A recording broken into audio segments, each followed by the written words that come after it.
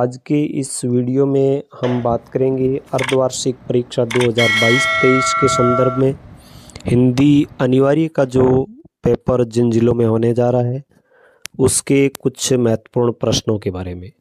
तो इसमें सबसे पहले जो पेपर का खंड ए होता है उसमें बहुविकल्पी प्रश्न होते हैं और अपठित गद्यांश पूछा जाता है एक, और उसमें से कुछ प्रश्न पूछे जाएंगे। तो यहाँ अपठित गद्यांश एक दे रखा है और इसके यहाँ पर 6 प्रश्न दे रखे हैं।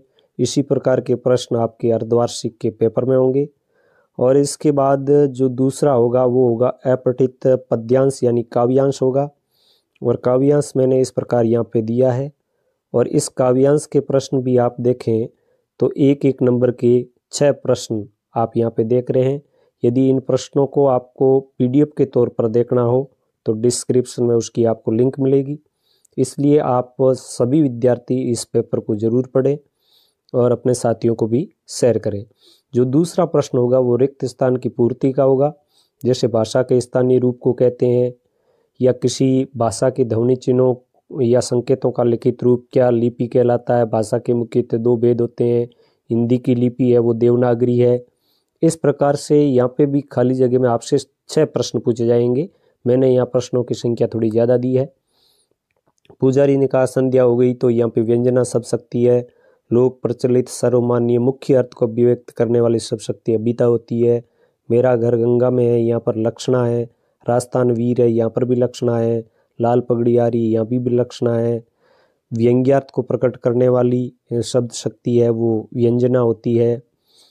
फिर अलंकार के प्रश्न होते हैं, तो यहाँ पे जैसे च वर्ण की आवर्ती अनुप्रास है, तय वर्ण की आवर्ती अनुप्रास है। जहाँ काव्य में एक ही शब्द की आवर्ती हो लेकिन अनेक अर्थों का विधान हो, काव्य में एक ही शब्द की आवर्ती हो अनेक अर्थों का विधान हो, तो वहाँ पे कौन सा अलंकार होता है। किस अलंकार में शब्दों की आवर्ती होती है लेकिन उनका अर्थ नहीं बदलता, तो पुनरुक्ति प्रकाश अलंकार है। कनक कनकते 100 गुनी मादकता अधिकाय, तो यहाँ कौन सा है, यमक अलंकार है। फिर तीसरा प्रश्न होगा, एक पंक्ति में उत्तर देने हैं आपको 11 प्रश्न होंगे। मैंने यहाँ पे प्रश्नों की संख्या अधिक दे रखी है, जैसे पारिभाषिक शब्द है, पेडेमिक है, टेंडर है, डेमोक्रेसी है, डिसिप्लिन है। इनका क्या अर्थ होता है, नोटिफिकेशन है या नोटिस है। फिर आपसे अर्थ भी पूछा जाता है, मातृभाषा, राजपत्र, संविधान, इनका पारिभाषिक अर्थ क्या होता है। काले मेघा पानी दे पाठ में अंग्रेजों से पिछड़ने का कारण क्या बताया। जनसंचार के माध्यमों में पुराना माध्यम कौन सा है। छापेखाने का आविष्कार सबसे पहले कहाँ और कब हुआ। टीवी समाचार के संदर्भ में ब्रेकिंग न्यूज और एंकर बाइट क्या है।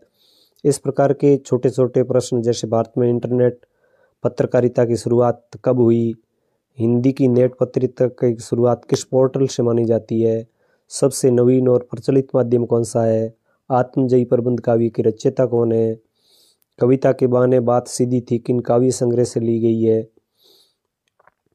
हिंदी साहित्य में हलावाद के प्रवर्तक कौन माने जाते हैं, पतंग कविता में दुनिया की सबसे हल्की और रंगीन चीज किसको कहा है, पतंग कविता में आए कपास शब्द का बच्चों के संदर्भ में क्या अर्थ है, बात की चूड़ी मर जाने का क्या अर्थ है, हिंदी साहित्य में बिंब धर्मी कवि कौन माने जाते हैं, हिंदी साहित्य में मुक्त छंद के प्रणेता कौन है, या फिर राम की शक्ति पूजा जो कविता इसकी रचयिता कौन है, कैमरे में बंद अपाहिज कविता किस संग्रह से ली गई है, सहर स्वीकारा कविता किस संग्रह से है, भक्तिकालीन सगुण काव्य धारा में राम भक्ति शाखा के सर्वोपरि कवि कौन है, हिंदी साहित्य में समन्वय का कवि और जातीय कवि किसको कहा जाता है, फिराक गोरखपुरी का मूल नाम क्या है, रुबाई क्या है। इस प्रकार के छोटे प्रश्न, कवि ने रस का अक्षय पात्र किसे कहा है, भक्तिन का वास्तविक नाम क्या था, भक्तिन के जीवन को कितने परिच्छेदों में बांटा गया है, ऊंचे बाजार का आमंत्रण कैसा होता है, गुनाहों का देवतार सूरज का 7वां घोड़ा उपन्यास के रचयिता कौन है, शेर के बच्चे का असली नाम क्या था, चार्ली की पहली फिल्म कौन सी थी, हिंदुस्तान पाकिस्तान की एकता का मेवा किसे कहा गया है, शिरीष का फूल नाम ललित निबंध किस संग्रह से लिया हुआ है, मेला आंचल उपन्यास के लेखक कौन है, यशोधर बाबू तंजिया के तौर पर किन शब्दों का इस्तेमाल करते थे, सिल्वर वेडिंग कहानी में यशोधर बाबू की शादी की कौन सी वर्षगांठ मनाई जा रही है, जूझ नामक साहित्य पाठ की विधा कौन सी है, लेखक को अकेलापन अच्छा क्यों लगने लगा? जूझ कहानी के आधार पर लिखना है। जूझ कहानी से हमें क्या संदेश मिलता है? महादेवी वर्मा की किन्हीं 2 रचनाओं के नाम आपको लिखने हैं। हरिवंश राय का वचन का जन्म कब और कहाँ हुआ? इस प्रकार इस भाग में से आपसे 11 अंकों के 11 प्रश्न पूछे जाते हैं। फिर पेपर का खंड जो ब होता है, इसमें 40 शब्दों में उत्तर देने हैं। आपसे 6 प्रश्न पूछे जाते हैं, प्रत्येक प्रश्न 2 अंक का, कुल 12। तो यहाँ पर भी मैंने प्रश्नों की संख्या महत्वपूर्ण प्रश्नों की संख्या की दृष्टि से ज़्यादा दी है। प्रिंट माध्यम की विशेषता, प्रिंट, टीवी, रेडियो और इंटरनेट, इनका तुलनात्मक अंतर, इंटरनेट पत्रकारिता क्या है, आलेख क्या है। इसके बाद जो प्रश्न है, आलेख की भाषा शैली कैसी हो, आलेख की भाषा शैली कैसी हो, आलेख मुख्यतः किस प्रकार के विषय पर लिखा जाता है, हिंदी वेब पत्रकारिता मार्ग की सबसे बड़ी बाधा क्या है, कैमरे में बंद अपाहिज कविता, कोरोना के मुखौटे में छिपी क्रूरता की कविता कैसे, दिशाओं को मृदंग की तरह बजाने का क्या आशय है, दिन जल्दी जल्दी ढलता है कविता का दार्शनिक महत्व क्या है, कैमरे में बंद अपाहिज कविता से हमें क्या संदेश मिलता है, बात को सहूलियत से बरतने का क्या आशय है, सहर्ष स्वीकारा कविता से हमें क्या सीख मिलती है, बादल राग कविता की मूल संवेदना, कविता और बच्चों के खेल में क्या समानता है, कविता के बहाने पाठ के आधार पर लिखिए। सहर्ष स्वीकारा कविता में कवि को अपनी गरीबी पर गर्व क्यों है, भक्ति ने अपने पति को बुढ़ऊ कहना उनका घोर अपमान क्यों मानती है, भक्तिन में दुर्गुणों का अभाव था ये कहना कठिन होगा, लेखिका ने ऐसा क्यों कहा, भक्तिन और मेरे बीच सेवक स्वामी का संबंध है यह कहना कठिन होगा, लेखिका ने ऐसा क्यों कहा, दोनों में से एक श्योर आएगा। लेखिका भक्तिन की कहानी को पूरा क्यों नहीं करना चाहती, चार्ली की सबसे बड़ी विशेषता क्या है, सीरीज की तुलना लेखक ने किन किन लोगों के साथ की, लेखक ने चार्ली का भारतीयकरण किसे कहा, चार्ली अपने आप पर सबसे ज़्यादा कब हंसता है, सिल्वर वेडिंग कहानी की मूल संवेदना, बाजार का जादू चलने और उतरने पर मनुष्य की क्या दशा होती है, बाजार के जादू के संदर्भ में ही पाठ है, बाजार दर्शन से निर्बल ही धन की ओर झुकता है, वह अबलता है, वह मनुष्य पर धन की और चेतन पर जड़ की विजय है, लेखक ने ऐसा क्यों कहा, बाजार की असली कृतार्थता क्या है, बाजार दर्शन पाठ के आधार पर लिखिए। 32वां प्रश्न बहुत ही महत्वपूर्ण, अम्बेडकर ने आदर्श समाज के लिए किन 3 तत्वों को महत्वपूर्ण माना, बाजार की सार्थकता किस में है, लेखक ने किस प्रकार के अर्थशास्त्र को अनीति शास्त्र की संज्ञा दी, और जूझ कथानायकों काव्य के प्रति रुचि कैसे पैदा हुई। तो इस प्रकार ये खंड ब आपका पूरा होगा।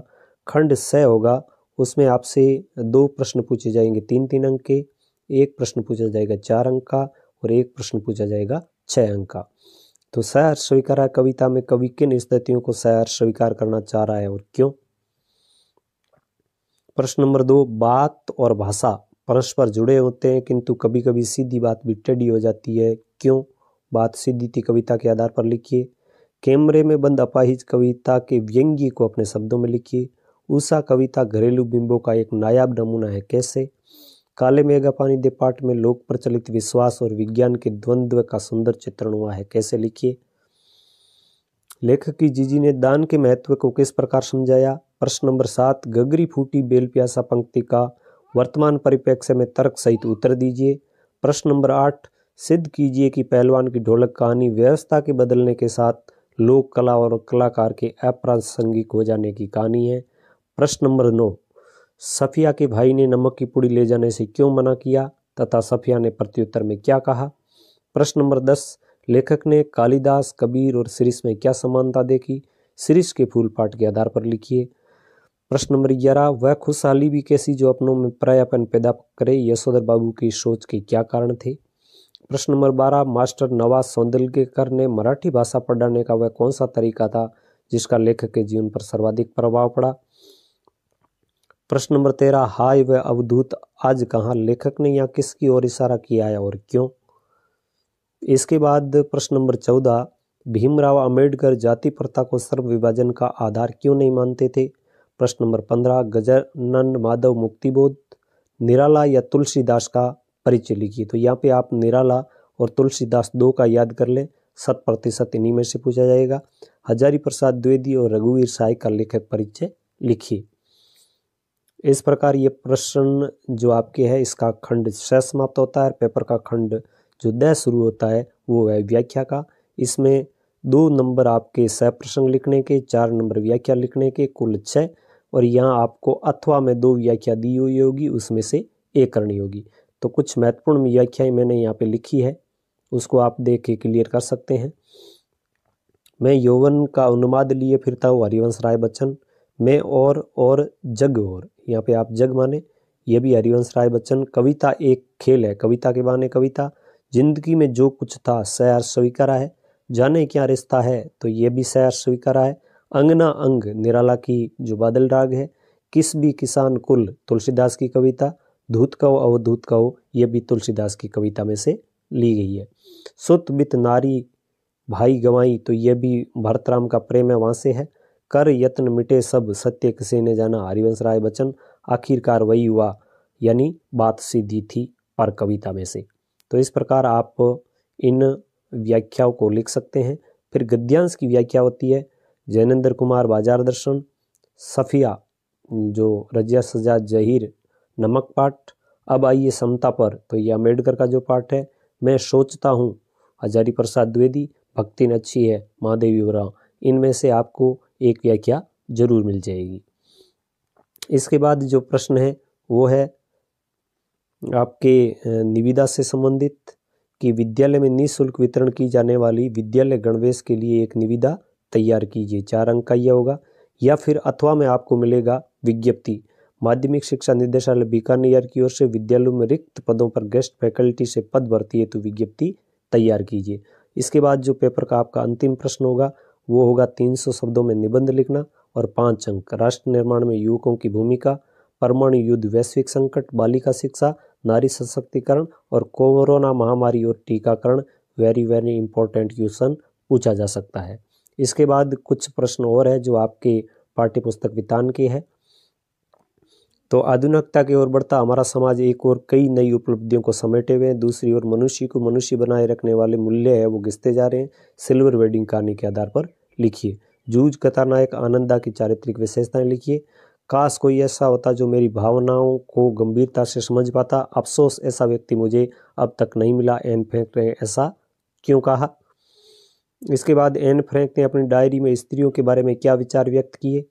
आगे का प्रश्न, आप कैसे कह सकते हैं कि डायरी लेखिका एन फ्रैंक का प्रकृति के प्रति लगाव था और वह नारी जाति के स्वाभिमान की समर्थक थी।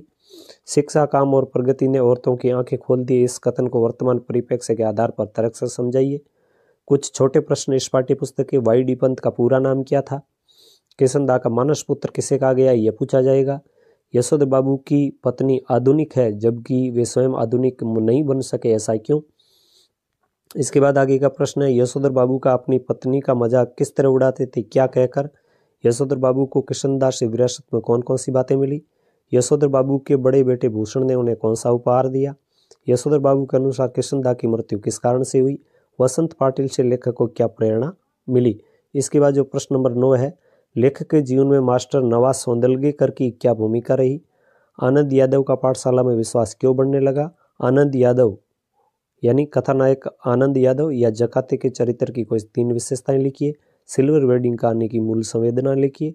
अकेलापन या एकांत मनुष्य को योग्य बना देता है कैसे, जूझ उपन्यास के आधार पर लिखिए। और जूझ का कथानायक आनंदा कविता लिखने के प्रति कैसे आकर्षित हुआ, ये भी आपको लिखना है। फिर प्रश्न नंबर जो 15 है, अतीत के दबे पांव पाठ में किन 2 प्राचीन नगरों का उल्लेख हुआ है।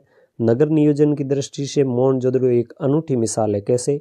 ग्रिड प्लान या ग्रिड शैली क्या है, इस पर नियोजित शहरों के नाम लिखिए। मोहनजोदड़ो के मौजूदा खंडरों को बचाकर रखना कठिन हो गया है, क्यों।